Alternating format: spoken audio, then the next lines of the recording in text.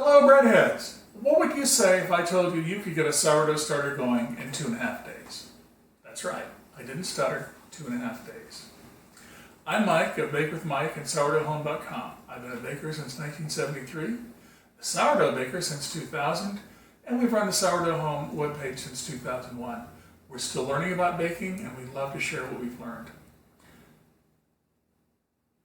The 2.5 day process came from Professor Calvel. After the Second World War, the GIs who were lucky enough to have been stationed in France came home to the United States raving about French bread. It was like nothing they'd ever had before. Unfortunately, after that, quality of French bread declined until at one point Professor Calvel was really upset that the French people had given up their legacy. They'd given up their culture for this horrible bread as bad as anything in the United States or in England, and that's a pretty stiff insult to a Frenchman. He began as a cheerleader, a coach, and a teacher, getting people to make better bread in France. And one of the things he taught us was this 2.5 day process. We've done it a few times. It's worked for us. I'm sure it'll work for you. So come on along and help. To make this happen, you're going to need some rye or whole wheat flour, about 300 grams.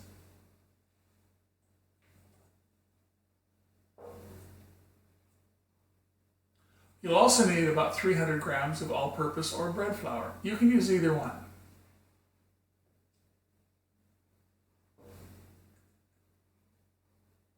You'll need 360 grams of water.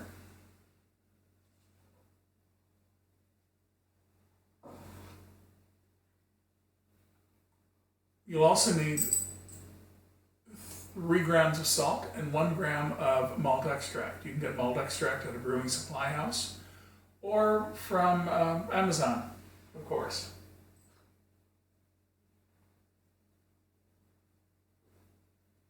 You'll also need something to mix all this stuff together in.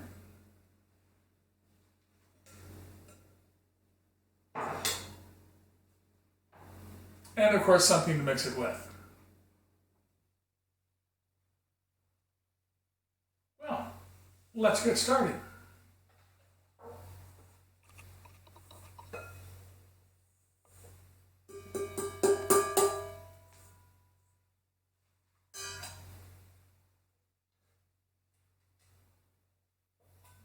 Since we're having fun, I'll mention in passing,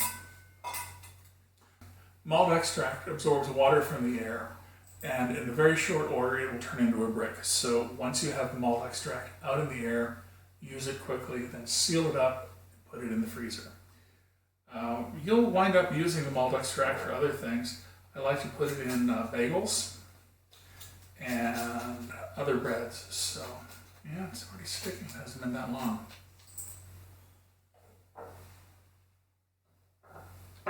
Let's give this a little stir to mix the salt and the malt extract in and the two flours together.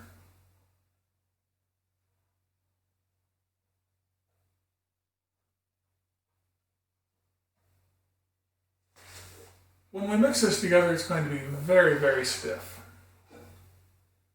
And that's okay.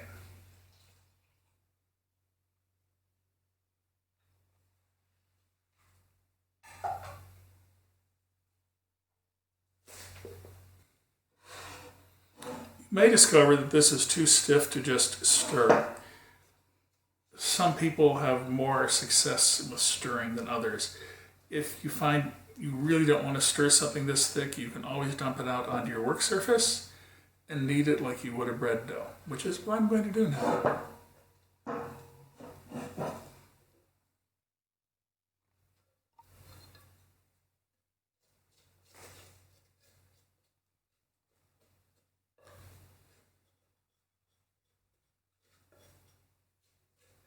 More stuck to the bottom than you might have thought.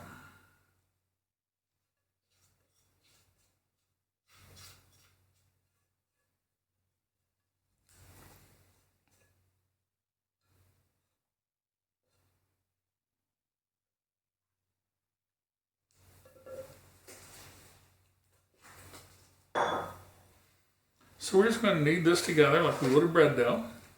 We're trying to get all of the flour incorporated and wet. This should wind up being about as thick as a window glazing putty, if that means anything to you. It probably does to some folks.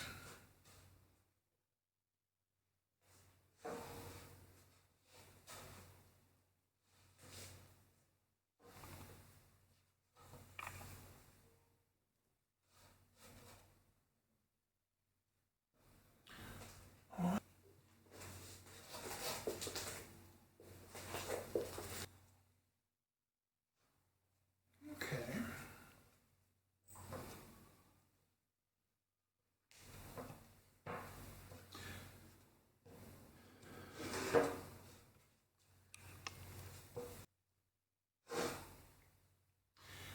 Okay, now that it's together, there's a little bit of flour left out, but it's not a big deal. We'll put it back in the bowl and cover it. I like to use shower caps. And then we're going to put this into a warm place, like about 81 degrees, for the next 22 hours. If you have a proofer, that's ideal. If you don't have a proofer, you could put it on top of your refrigerator. Another great place to put it would be in your oven with the oven light on. But be careful. I've had sad emails from people who forgot it was there, or have members of the family who forgot it was there, and the oven got turned on and the starter got baked. I really don't want that. If you have an older oven that has knobs on it to control it, you can just pull the knobs off and put it in the oven with the starter. Or you can put a big sign with the word no on it over the oven controls to make sure people don't do anything. So I'm going to cover this, put it in the proofer, and we'll get back together in about 22 hours, which is about 10 o'clock tomorrow morning.